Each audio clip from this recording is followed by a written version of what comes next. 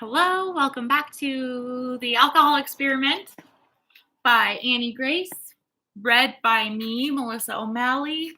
For more information, visit alcoholexperiment.com um, or feel free to reach out to me. I'd love to support you through this. Today is day 12. The chapter is called Your Incredible Body and Brain. And then we have an ACT exercise called Is Alcohol Healthy in Moderation? So it's a good one today. I'm going to hop right into it. We always start with a quote. Today is anonymous. It says, "Take care of your incredible body. It is the most amazing thing you own, and it is the only place you truly have to live." True. Am I right? Let's get into it. Today, I want to take a minute to celebrate the incredible miracle that is you. Most of us don't take time to think about how amazing our bodies and our brains are. Think about all the incredible physical and mental feats we can perform. Our brains are more powerful than supercomputers. In fact, we created supercomputers. We've developed cures for diseases. We've even propelled ourselves off this planet and onto the moon. Is there anything we can't do if we put our minds to it? Our minds are powerful, and since we don't fully understand their power, they can sometimes work against us. We've already discussed your mind's incredible ability to hinder your growth and progress, but it's so important to understand that I want to go into more detail here. Neuropsychologists have shown that we actually create what we anticipate. When we anticipate something negative, it becomes reality. And so, for example, if you anticipate that giving up drinking is going to be difficult, that you're going to be deprived and not have any fun, then that becomes your reality. Some people call this the placebo effect, and it's absolutely real. There was an interesting study done in which people were exposed to poison ivy. Doctors rubbed poison ivy on one arm of each participant and told them that it was actually a plain leaf. Then they rubbed a plain leaf on each participant's other arm and told them it was poison ivy. All but 2 people experienced an allergic reaction to the plain leaf and did not react at all to the poison ivy. If somebody brushes up against poison ivy in nature, they will have a reaction. There's a physical reaction that happens when those chemical compounds come in contact with the skin.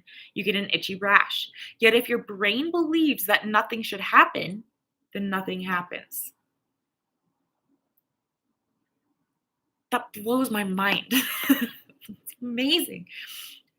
If your brain is strong enough to overcome a reaction to exposure to the chemical compound in poison ivy, it is also strong enough to ensure you are miserable at a party if you've decided you will be miserable without drinking. That's amazing. The healing pharmacy within. Your brain and body's function to ensure you survive and thrive. Your brain and body's function is to ensure you survive and thrive. Consider that for a moment. This amazing living computer is not meant to ingest large amounts of alcohol every single day. If it were, it would have been built into our physiology. Instead, we have an infinite, incredible pharmacy within us. We deliver all the right emotions and chemicals that we need to live a healthy and balanced life in the right doses at the right times. Consider the fight or flight response.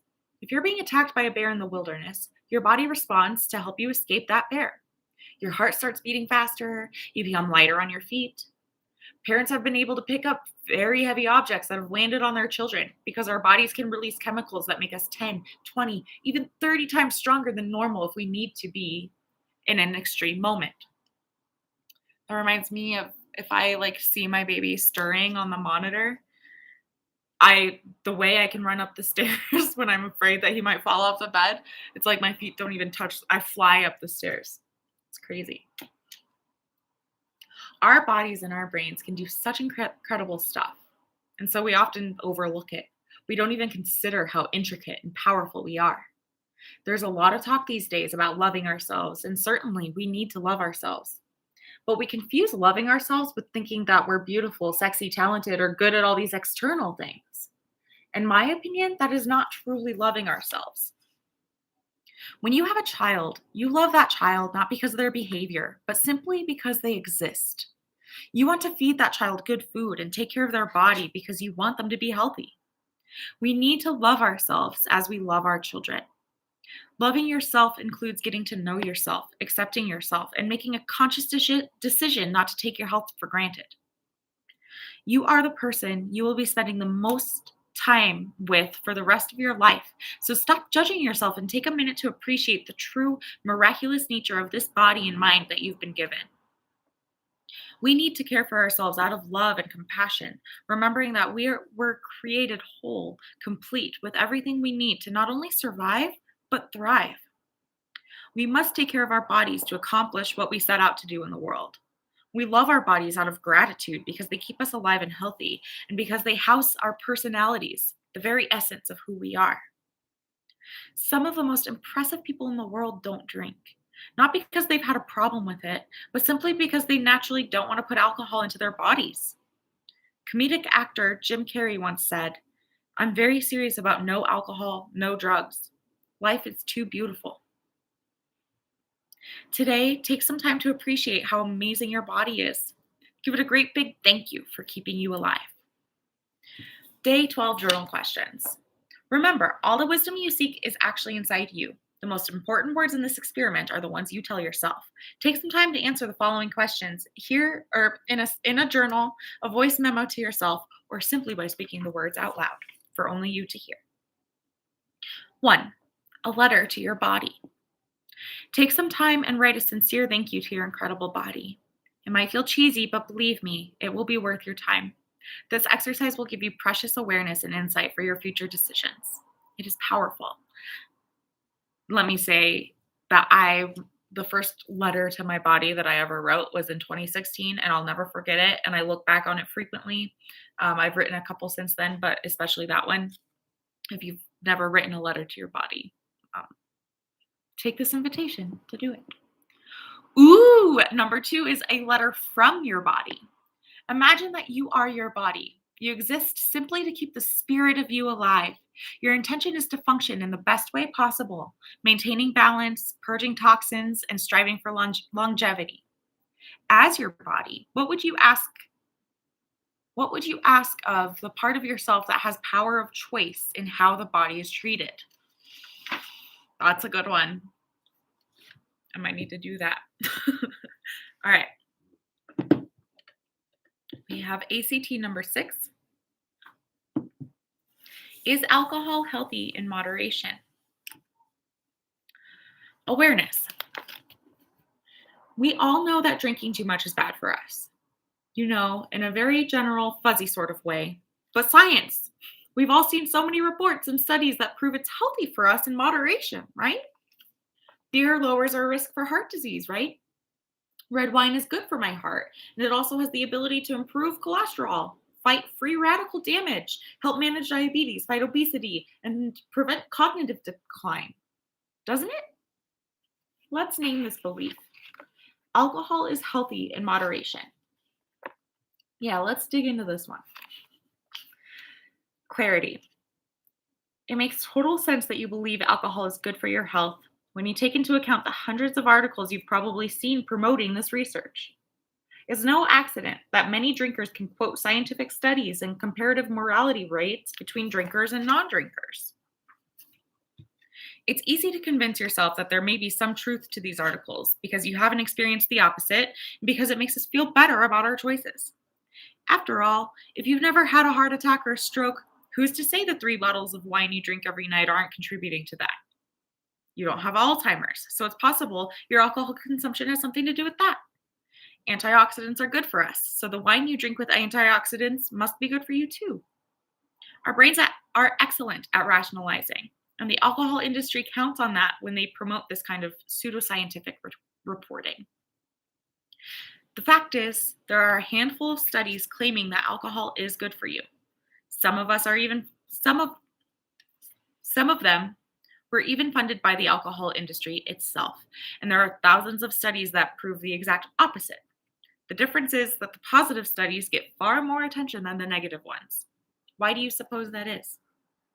First of all, people share information based on something called social currency. If I think an article will raise people's opinions of me, then I'll share it. If the post makes me look funny, smart, or righteously outraged, I'm much more likely to send it along to all my friends. Our friends hang around us because we all think and believe more or less the same things. So if I drink and I believe it's healthy, there's a good chance my friends do too. And we all want our beliefs confirmed by science. So I may share an article about alcohol lowering cholesterol so that all of us can feel better about our drinking habits. Secondly, there's a marketing concept that familiarity breeds belief. The more often you hear or see something, the more likely you are to believe it, which explains a lot of what goes on in politics.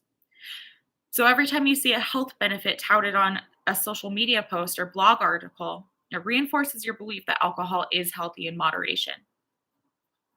Economics come into play here too. Journalists make money by writing popular articles that get attention. They live and die by their likes, clicks, and engagement. The more readers who see an article, the more advertising is sold, and the more value those journalists bring to their news or online organization. I'm tripping over some of these words. I'm sorry. Sorry. I'm like, why did I decide to hop on a live platform every day for a month to read from a book trying to help people? I'm not the best. I'm trying my best. I hope it's not that bad. I'm sure it's not that bad. Okay, anyway. Okay. I got paranoid that. Okay. Telling people that drinking is healthy gets clicks. And these days, it doesn't seem to matter if the information is taken out of context or completely fabricated. We believe alcohol is healthy in moderation because our friends tell us, the media tells us, and scientific studies tell us it's true. We've heard it so many times, it's become common knowledge. So is drinking really healthy for us? Since thousands upon thousands of studies typically aren't reported on, let's look at the most obvious evidence we can find. How about vomiting? That's normal, right? If we drink too much, we throw up. If you think about the mechanics of vomit, it's actually pretty miraculous. Our bodies have an automatic rejection reflex if we ingest anything that's harmful to us.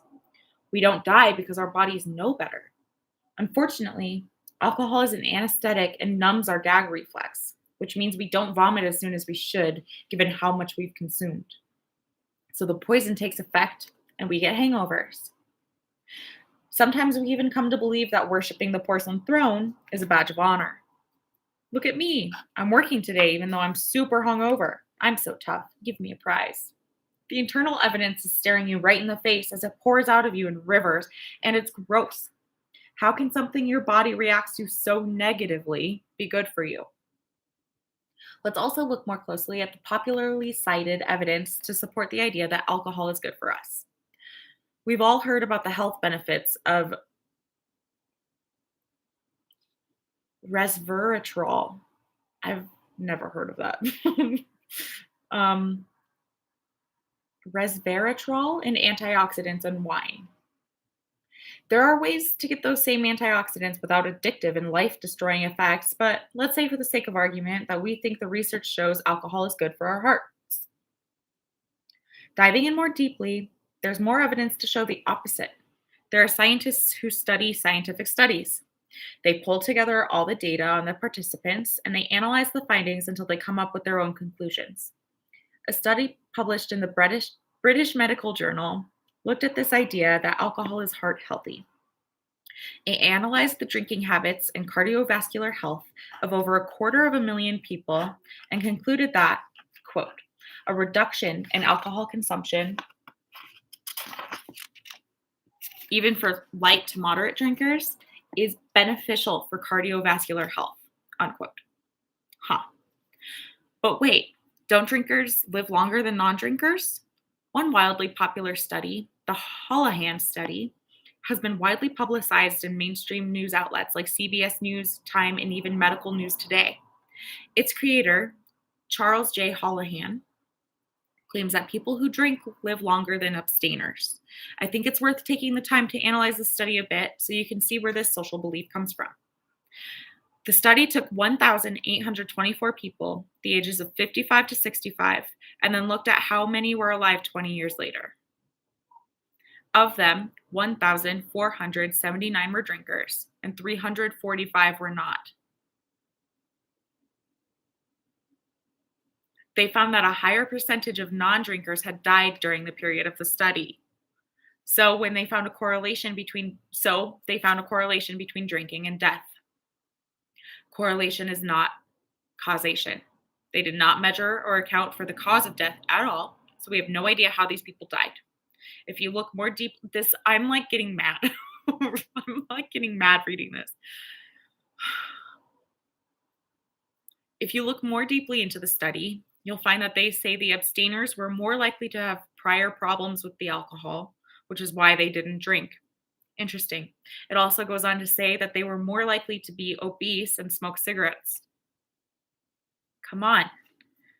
We're saying that drinkers live longer based on a study of only 345 people who had prior alcohol problems and were obese smokers?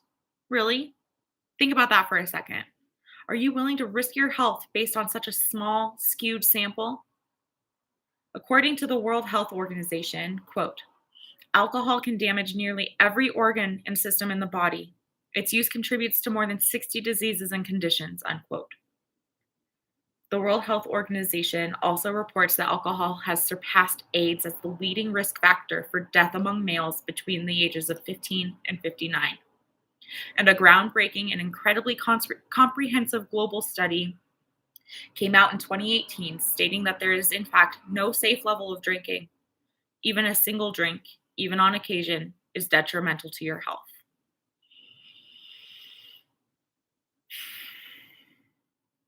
In a study of the harmful effects of 20 different drugs, alcohol came in as the most dangerous drug. It's more harmful than heroin or crack cocaine when you look at the ratio between toxicological threshold, or how much will it take to kill you, and the estimated human intake. The International Agency for Research on Cancer declared alcohol a carcinogen in 1988. Not only is alcohol pure ethanol, which is extremely toxic, but it can contain at least 15 other carcinogenic compounds, including arsenic, formaldehyde, and lead. We've also known alcohol causes cancer for 30 years, and yet it's news to most drinkers. No matter how little or what type of alcohol you're drinking, you're increasing your risk of cancer of the breast, mouth, throat, rectum, liver, esophagus, and other organs. Cancer Research UK says there's, quote, there is no safe limit of alcohol when it comes to cancer, unquote. Why don't we know this? People just don't talk about such things. The term drink responsibly came from the alcohol industry itself. It wants you to feel good about your drinking. Think that you're being socially responsible. Never mind that you're likely killing yourself. I know this is depressing. It should make you angry, but the good news is that any reduction in alcohol consumption lowers your risk for cancer. The fact that you're reading this book and taking a break is helping your body heal itself.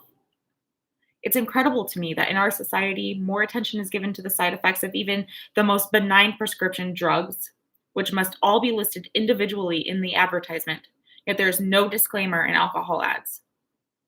Fortunately, you can decide for yourself. Now that you know some of the risks and the ways that science gets reported, take some time to think about what you're truly doing to yourself. Is it worth the risk? Turn around. The opposite of alcohol is healthy in moderation is alcohol is not healthy in moderation. Come up with as many ways as you can that the opposite is as true or truer in your life than the original belief. Man, something about that one was, I mean, I've read this before, but something about that is just so sobering, pun intended. It's like, it does make me angry. Oh, I don't know if I should, I'm going to read this. I've been skipping on several of the chapters. There's some quotes from people online who have done the alcohol experiment, like real quotes from real people. But this one's different. It says, a personal note about moderation or mindful drinking. So I'm just going to read this real quick. It might seem confusing that on the one hand, I am telling you that alcohol can be harmful to your body, and on the other, I am going to end this experiment by giving you tools to help you moderate if that's what you choose. You might be asking, how are you saying alcohol is addictive while also allowing space for moderation? I understand how this might be confusing, but here's the reality. We are human beings and adults. No matter what I or anyone else says, we will make our own decisions. We value our freedom of choice, and we knowingly do risky things all the time. Most of us make the choice to get into cars and drive every single day, even though we know how many car accidents there are. So often we drink because someone shoves a beer into our hand, or because everybody else is, or because we've gotten into the habit. I invite you to instead become fully aware and then decide consciously what to do. A friend of mine called her drinking habit accidental drinking. She never thought much about it. It was just what she did. She still drinks, but she doesn't do it accidentally anymore. She mindfully considers her drinking.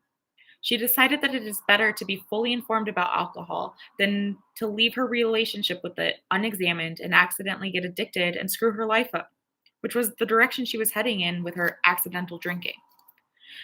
I'm not here to tell anyone what they should or shouldn't do. And the truth is that fear and horror stories rarely persuade people to change. I'm not presenting this information to scare anyone, but to give you tools to move forward in whatever direction is right for you, with a foundation of knowledge and awareness. That is the crux of the alcohol experiment. My intention is to help you better understand the way alcohol interacts with your body and mind, so you can make decisions about how and if you want the substance in your life from a very conscious, open-eyed, and aware place. I believe that we owe it to ourselves, our families, and the world to become mindful of our collective relationship with alcohol. Ultimatums to stop drinking, fear tactics, and judgments are not going to affect lasting change. Instead, my hope is to educate and give you the power to decide, because I believe that if we approached alcohol fully aware, we would drastically reduce the harm and misery alcohol causes to our society and ourselves. So there's that. Okay, that's all for today. Thank you for being here. I hope you're feeling well. We're almost to the 2-week mark. That's freaking amazing. Tomorrow is day 13, and the title is Let's Talk About Sex. Ooh.